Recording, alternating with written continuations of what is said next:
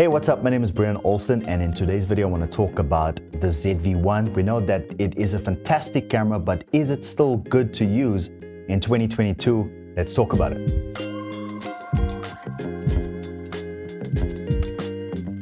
I'm not sure if you know about this, but camera companies have kind of ditched the point and shoot cameras altogether. And other camera companies, even though they haven't said anything, if you look at them, they haven't really gone as far as updating their last range. And this is because of the decline that they've been experiencing since 2008. But a little bit more about that later in the video. So a lot of the technology that went into the ZV-1, those features made its way to Sony's higher-end cameras like the a7S III, the FX3, the a7 IV, and also the a7C, and not too long ago, the ZV-E10. A lot of the features that started with this camera, like the flip-out screen, which was the first camera in the Sony range that had the flip-out screen, made its way into most of those cameras.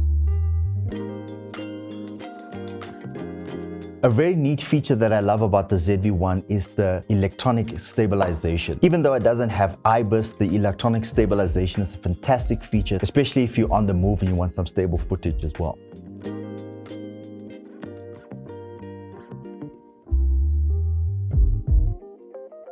The product showcase feature that is also for me a game changer started in the ZV-1. And the feature that I love the most about the ZV-1 is that this is a plug and play streaming camera. And the one thing that a lot of people have complimented on is the quality that the ZV-1 offers. So it is for me a all-in-one content creation machine. So since 2008, point and shoot cameras have been on the decline, and we know that is because of the iPhone. A lot of smartphones have replaced the point and shoot camera. So a lot of people are using their smartphones because it's convenient. Instagram and YouTube, and to a certain extent TikTok, is optimized for 1080p video. The nice thing that I love about the ZV-1 is that it shoots in 4K and you can always downscale it to 1080p, and that's more of a productivity reason that you would want to do that.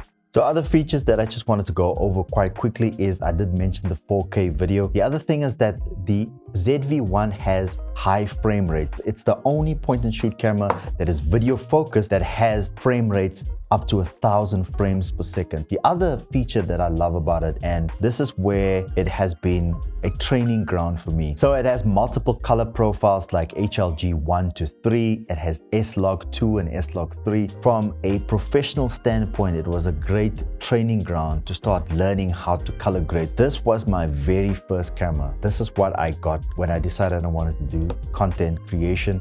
And even after getting this camera, it took me about 6 to 8 months to actually switch this on and start recording videos because I was so new to the whole entire space of creating content. So another amazing feature for me that I was really surprised was the ND filter, the built-in ND filter that comes with the ZV-1. I was very surprised that they put that feature in because, you know, I've always said it, like something like an FX3, which is an entry-level cinema camera, doesn't even have built-in ND filters. Even a feature like that kind of exposes new content creators to a world that is fascinating when it comes to gear and tech. So to be able to have that feature in here, I think is really cool as well.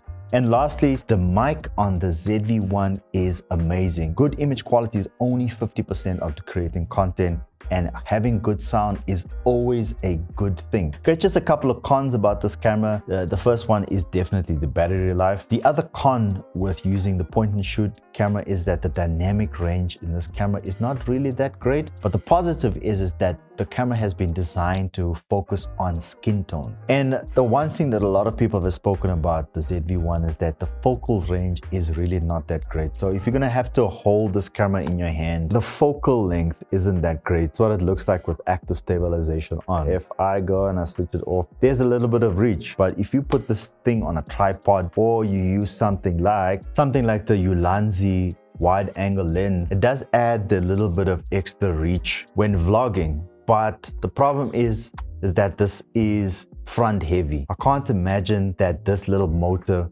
was ever designed to have this weight in front of it. You do have a little bit of reach, but it's still not good enough. So even though the Ulanzi lens does give a little bit of reach, it's not optimized for using with the ZV-1 because I'm always scared that the motors are going to burn out. Should you be looking at getting a ZV-1 in 2022? That is a yes and no depending on where you find yourself, but I think it is a good investment for those that want to take content creation seriously. It is really a good quality camera. I can't complain about it because it has done so much for me, and I think that I can always attribute starting this YouTube channel using the ZV-1, and I can always be grateful for this camera. Even though the depth of field is not that great, it has this little function here, which is a little button that creates some background blur. So I mean, like, all of the features that come with this camera is something that you would pay thousands of dollars for, and you're getting it in a unit that is less than $700. You could pick it up for a great deal. But if you want to support the channel, you can check out the links below. I've linked the ZV-1 in the description, so if you want to support the channel, you can always go check it out there. Check out my other content on the channel because I've made a couple of videos and I think it's awesome. If you're interested in the FX3, here is the video for that. If you're interested in the FX3 being Netflix approved, you can check out this video right here. Until next time, cheers.